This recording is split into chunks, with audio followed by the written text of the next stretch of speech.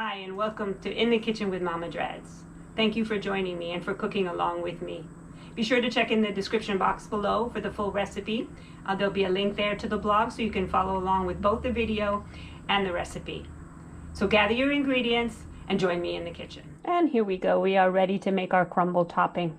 So we have our flour, and to that we're going to add our cornstarch. To that we'll add the sugar, the salt, and the cocoa powder. And we're going to mix those with a whisk. Here we are. We're nicely combined. Everything is thoroughly mixed, and to that we are going to add the melted earth balance. And we're going to use our hands or a scraper, and we're going to mix that together until we form pea-sized clumps. Mix that all up.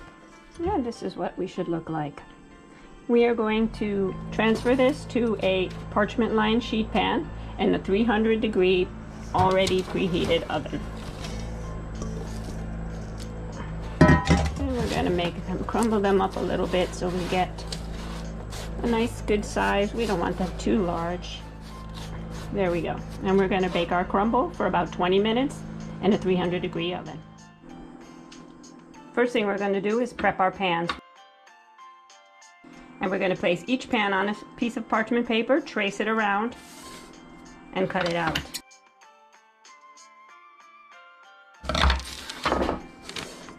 We will spray our pan with some olive oil and place our cake bottom in the bottom.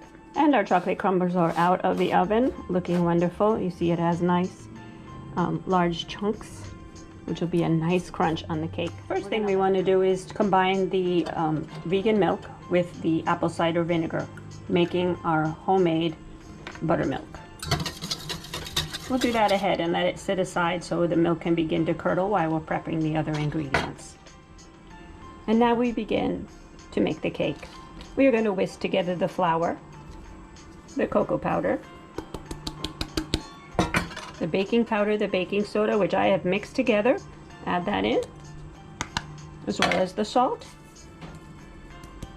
And we're going to go ahead and mix this until we're well combined. Here we are, pretty much all combined. And we're going to set this aside and begin to work with the wet ingredients. Now we're going to get the largest bowl that you can find in your kitchen. And to that we're going to add the sugar,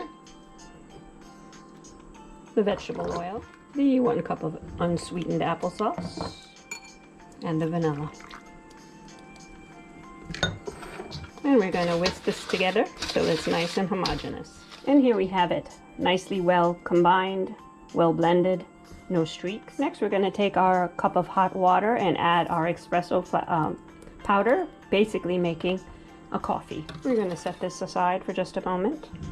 And to the sugar, milk, and oil, we are going to add our dry ingredients and our milk alternating. We're going to start with dry and finish with dry.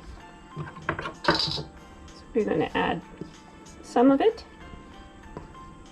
No exact science here. We're going to combine that. The first part, the dry, is incorporated, and now we're going to add some of our homemade buttermilk.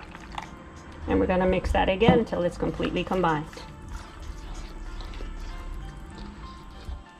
And again, we're going to add half of the dry mixture that is left.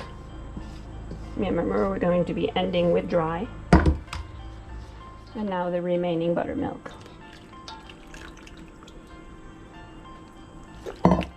And here we are. And now we are going to add the remaining dry. And for the last time, give that a good mix. Now here we have it. Everything is completely combined, all the wet and all the dry, except for our coffee, which we are now going to stream in very slowly. You're taking a lot of liquid to an already finished batter. We are streaming it in slowly, giving it time to incorporate all of this liquid. A nice, slow, steady stream. So here we are. Wanted to show you it's a very loose batter, almost pourable, like a pancake batter, and that is how it should be. This is what makes the most fudgy, dense, wonderful chocolate vegan snacking cake in the world. So now we are going to pour this into our 3 awaiting cake pans and get that into the oven. And here we have it, divided somewhat evenly in between the 3 pans. Because this batter is so loose, we're not going to add our crumble topping till halfway through the bake time. So now we're going to pop them in the oven, 350 degrees, and bake for 30 to 40 minutes, checking them beginning at 30 minutes. And we are at the 20-minute mark, and it's time to pull the cakes out a little bit and go ahead and top them with our topping. We don't want to move them around too much and keep them as stationary as possible. And then we're going to go ahead and add the crumble topping to each one of our cakes. Alrighty, and they're ready to go back in. So the pans have cooled to the touch, and it's ready to be removed from the pan.